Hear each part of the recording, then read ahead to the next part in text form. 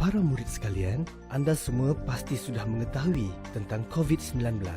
Virus ini berjangkit daripada individu kepada individu melalui titisan pernafasan dan juga sentuhan. Antara gejala penyakit ini adalah demam, batuk, selsema dan sukar bernafas. Bagaimanapun, tanpa gejala-gejala ini, anda mungkin boleh menjadi pembawa kepada virus ini tanpa anda sedari.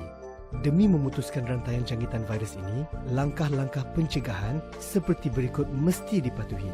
1. Kerap mencuci tangan menggunakan air dan sabun atau pensanitasi tangan. 2. Pakai pelitup muka kepada yang bergejala dan berimuniti badan rendah. 3. Amalkan penjarakan sosial 1 meter antara individu. Dan 4. Kekal berada di rumah sekiranya tiada keperluan untuk keluar. Langkah-langkah yang disebutkan tadi bermakna anda semua tidak dibenarkan untuk bersembang rapat, berkumpul dan bersentuhan. Kepatuhan anda kepada langkah-langkah pencegahan ini memberi makna yang besar kepada negara. Tahukah anda apa yang perlu dilakukan sebelum ke sekolah? Sebaik sahaja bangun pagi, periksa suhu badan terlebih dahulu. Seluruh ahli keluarga digalakkan berbuat demikian. Jika suhu anda tinggi, kekal berada di rumah dan tidak perlu ke sekolah. Amalkan kebersihan diri. Pastikan baju sekolah yang bersih setiap hari. Para murid juga digalakkan untuk membawa bekal makanan sendiri. Murid-murid sekalian, penjarakan sosial 1 meter perlu sentiasa diamalkan sepanjang waktu ketika di sekolah, tidak kira di dalam maupun di luar kelas. Ditandas, elakkan daripada bersesak. Pastikan tangan dibasuh menggunakan sabun. Murid-murid hendaklah mencuci tangan dengan air dan sabun mengikut langkah-langkah membasuh tangan yang betul.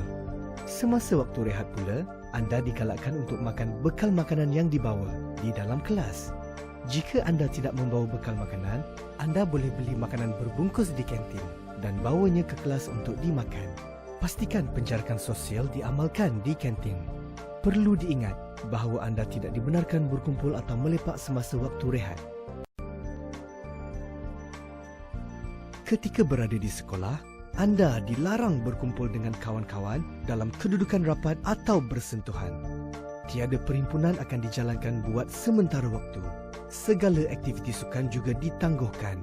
Semasa menuju ke kelas, anda hendaklah berjalan dalam jarak 1 meter di antara satu sama lain. Perjalanan adalah dalam satu arah sahaja. Barisan arah yang berlawanan perlu mengikut jalan yang lain. Di tangga, para murid hendaklah bergerak dalam satu barisan. Pergerakan menaiki dan menuruni tangga mengikut laluan terarah. Di dalam kelas, murid akan dipecahkan kepada bilangan yang lebih kecil. Penjarakan sosial 1 meter hendaklah sentiasa diamalkan sepanjang berada di sekolah. Untuk murid asrama, hanya murid yang sihat sahaja dibenarkan untuk pulang ke asrama. Urusan pengangkutan akan diuruskan oleh pentadbir sekolah. Pihak sekolah akan menjalankan saringan kesihatan dengan memeriksa suhu badan. Murid yang bergejala dan mempunyai suhu badan melebihi 37.5 darjah Celsius akan diletakkan di bilik isolasi sementara menunggu mereka dibawa pulang oleh ibu bapa atau penjaga. Di setiap bilik asrama, bilangan murid akan dikurangkan dengan penjarakan 1 meter antara katil dan untuk katil 2 tingkat. Hanya katil bahagian bawah sahaja yang boleh digunakan. Anda diingatkan untuk sentiasa melakukan penjarakan sosial pada setiap masa ketika di bilik mandi, bilik cuci, bilik gosok, pantry serta di kelas persediaan. Pemantauan secara berkala akan dilakukan oleh para guru. Segera laporkan kepada warden asrama jika anda atau rakan-rakan menunjukkan tanda-tanda gejala. Ketika pulang dari sekolah, murid-murid hendaklah berada dalam keadaan teratur untuk keluar dari kelas dan kawasan sekolah. Bagi yang menunggu untuk diambil oleh ibu bapa, pastikan penjarakan sosial semasa berada di ruang menunggu. Bagi yang pulang dengan berjalan kaki, sentiasa jarakkan diri anda 1 meter dengan orang lain. Bagi yang pulang dengan bas, lakukan penjarakan sosial semasa menunggu di hentian bas. Ketika beratur untuk menaiki bas dan sepanjang berada di dalam bas.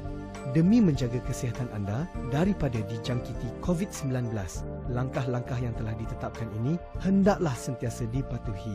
kepatuhan dan kerjasama anda memberi makna yang amat besar untuk negara. Ikuti siri video berikutnya untuk mengetahui prosedur-prosedur berkaitan persekolahan.